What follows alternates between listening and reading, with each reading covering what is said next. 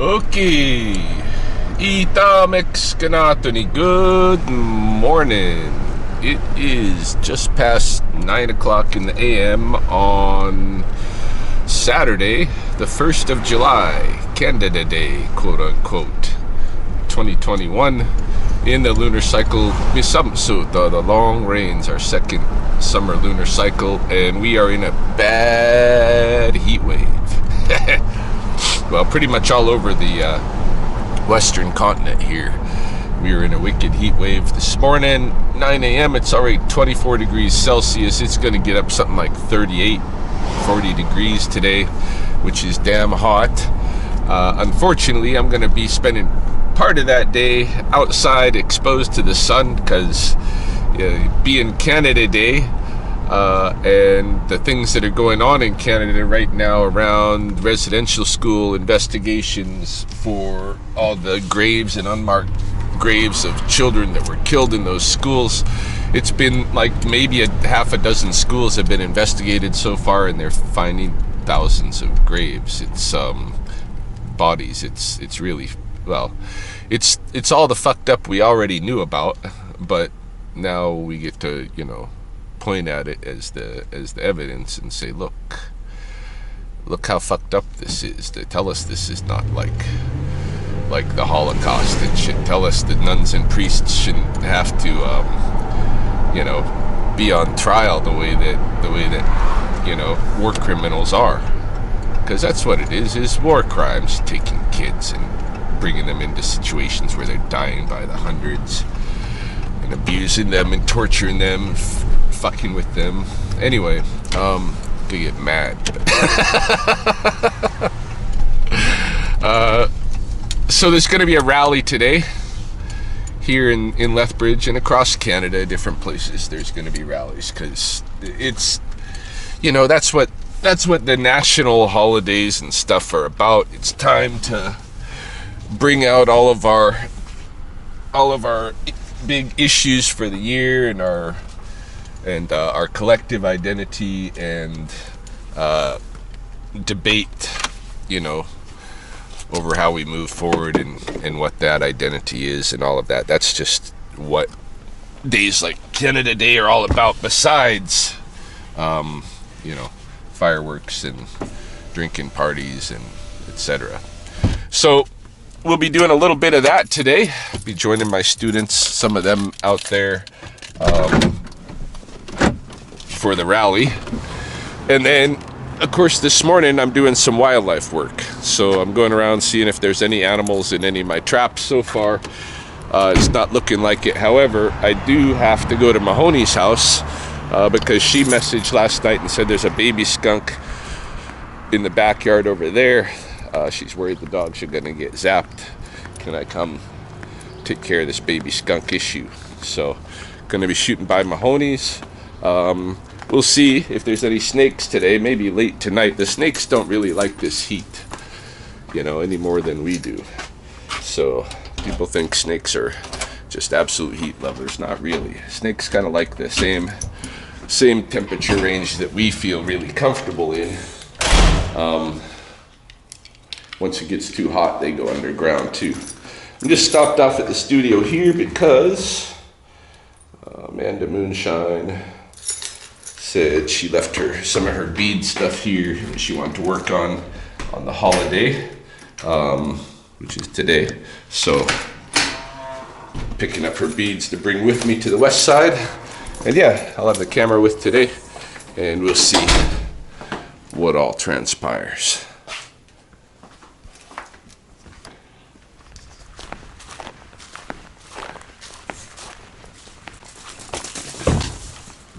Hey. Okay. Good. Cat got stuck, eh? Yeah. Yeah.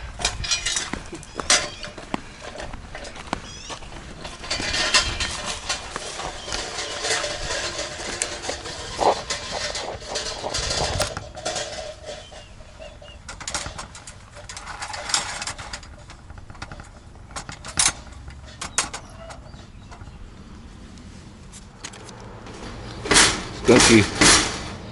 Hey. Hey. Shit. Baby. Baby. Baby. Shit. This is what I hate about this season.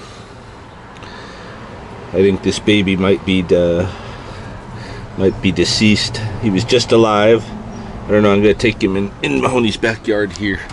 And we're gonna see if we can do anything for him. I don't know if Mahoney's gonna let me tape or anything, so I'm just showing you out here what the situation is. But I've just picked up a baby skunk who's only been in the sun a few hours, but I caught his mom several days ago, so he's probably very, very dehydrated, and he was just alive when I caught him, just barely struggling to breathe.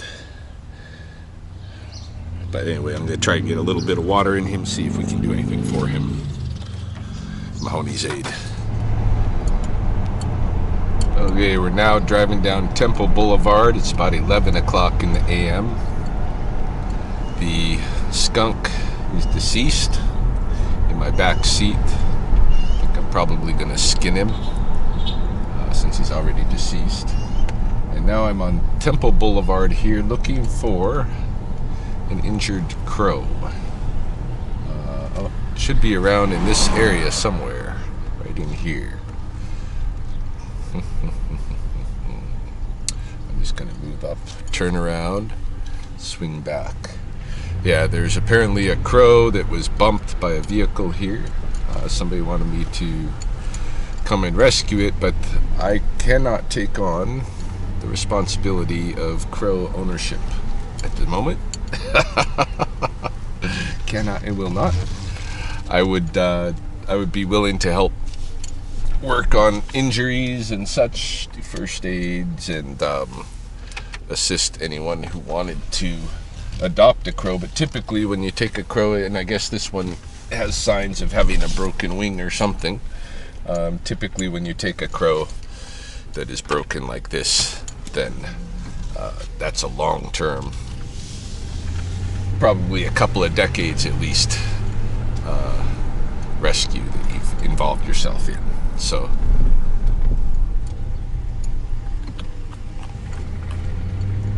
which is great.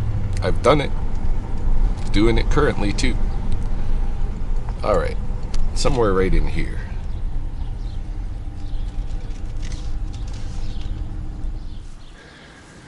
Kind of hilarious. This is the address here on Temple where the crow has been, and I don't see the crow around at the moment, although I got a message like a half hour ago that it was here, and it was appeared to have a broken wing still, but it was doing all right. I find it hilarious that just the very neighboring address, we've got these two fine looking kitty cats. Hey, what do you guys think about that crow? Have you been leaving him alone?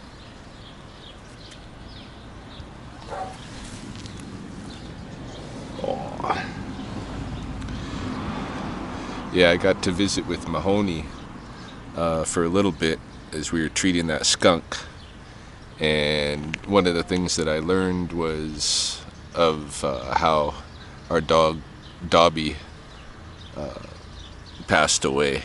I hadn't known about that this last winter. I recognized that she wasn't there when I visited, but I hadn't known the circumstance. I thought maybe Mahoney gave her to someone or something, but no, she passed away, and it was sad circumstances. So it feels weird to me today. Now with a deceased skunk and learning about Dobby, and I feel a little bit ineffectual, like I'm running around to do work, but I'm not really getting much of anything accomplished. I don't know. We'll see. We got the rally coming up. The day's gonna bring what it brings, and so far, so far. Any case, I don't see the crow here. I wouldn't have taken it had I seen it, but I don't know. I might have, just to wrap the wing. but I can't. No, I can't house it. Hey, so we need a anybody out there in Lethbridge want to adopt a crow? There is an injured crow around 90 Temple Boulevard. If you capture it and need assistance in wrapping the wing, and you want a 20-year relationship with a crow, let me know.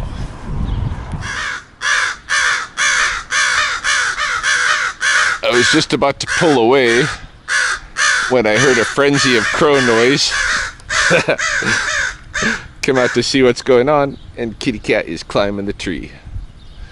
So if kitty cat's willing to climb the tree after these crows, who probably got fledglings out here, and that's probably the situation, a broken fledgling,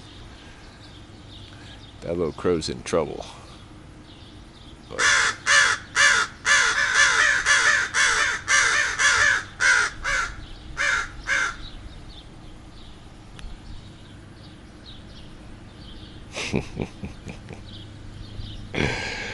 yeah, I have this theory that, or I guess I don't know if theory is the right technical word for it, but I have this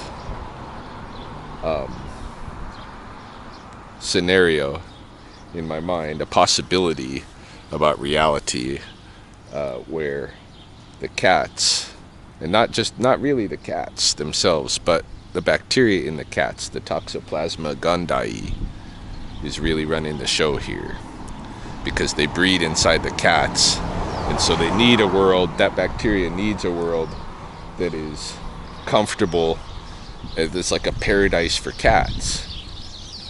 And when that bacteria gets into the brains of other mammals, which it does, it's been proven scientifically that it can alter behaviors. Like rats, for instance, have been shown in laboratory tests time and again under Toxoplasma gondii, they will become sexually attracted to the smell of like cat urine, right? Bringing themselves to the cats.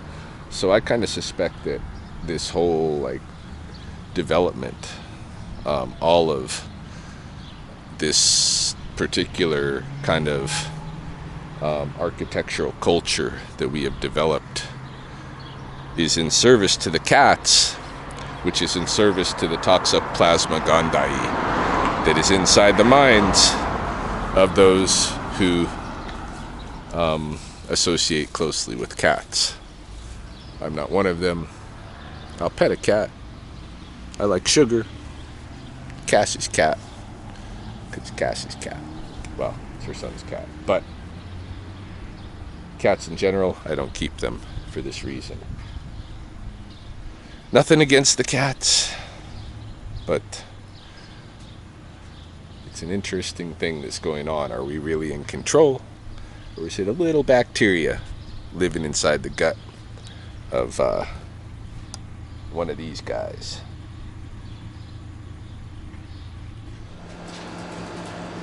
They don't feel good. Yeah, back home now, and the kids are all sick to their stomachs.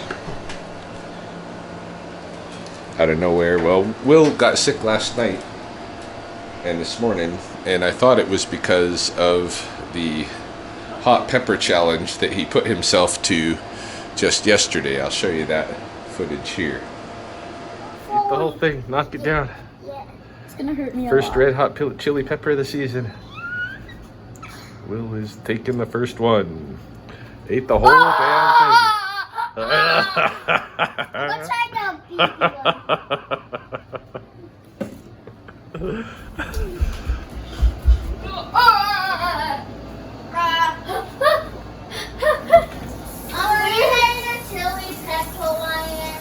So right this morning, I got up and I used the washroom myself, and almost, as soon as I was in there, Will came up and he was crying, and he was hurting.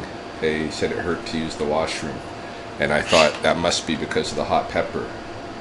But now all of them are sick to their stomach. Something's going on. Plus, they got They got bugs in their hairs. That's what Chelsea's looking for now.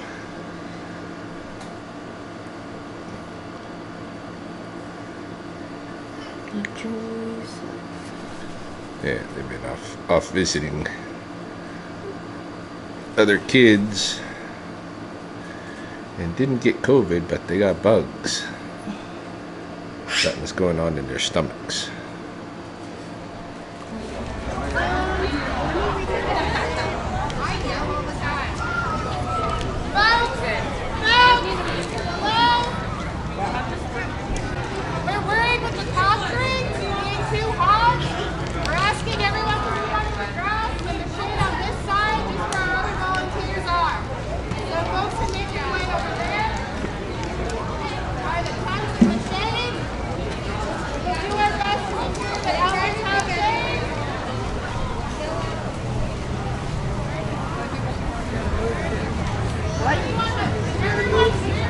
So yeah, we got shade.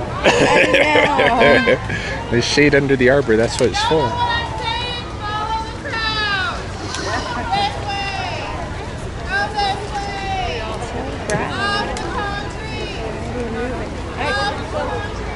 My poor leg.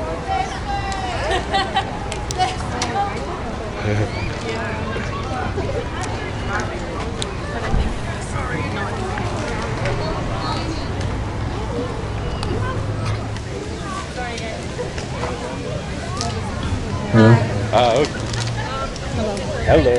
Hey, Ryan. hello. Live. You too. Yes. Well, not live, but you're out of YouTube. Good.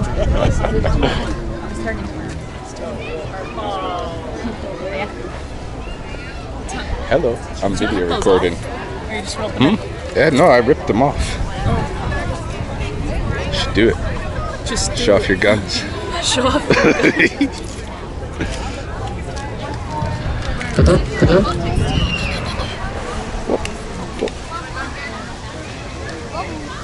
Huh?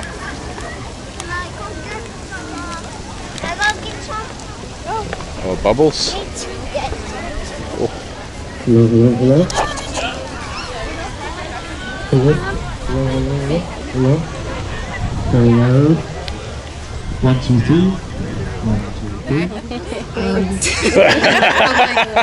You guys. I get to put those together in a week. And I'm a mother myself. I come You got the from bubbles? Red Tribe and from Lethbridge. And I'm a mother of 4. And you know, this was important to all of us. And we wanted to get the word out, and we really appreciate your support. And our elder, Leroy Littlebear, will be opening with a prayer and a sledge. So if you can all remove your hats and take a moment of silence, and we'll welcome everyone to church.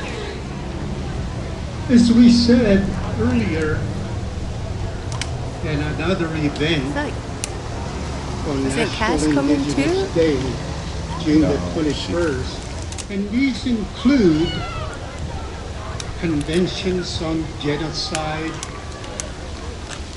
civil and political rights, rights of women, rights of persons with disabilities, and now the UN Declaration on the rights of Indigenous people. With all these civil and human rights conventions that Canada has signed, they really are an indicator that we have a problem relating to each other as people. And that's something that on a day like this, we should stop and reflect on. Too. Why I say that is my great-grandmother was forced to go back across the river, lost everything that her and her husband Nicholas had worked for, including her 2 boys that were taken away from her. So that legacy of her and my family that is connected to the city of Lethbridge, back then was known as Coal Banks, ended. And today, I take that effort to always come back out and talk about who my great-grandmother was, and still is to me. My grandfather and his brother, Old Shoes, were born with her second marriage. And my grandfather, like I said, taught me of who I am today as a apetstapi, as a nitsitapi.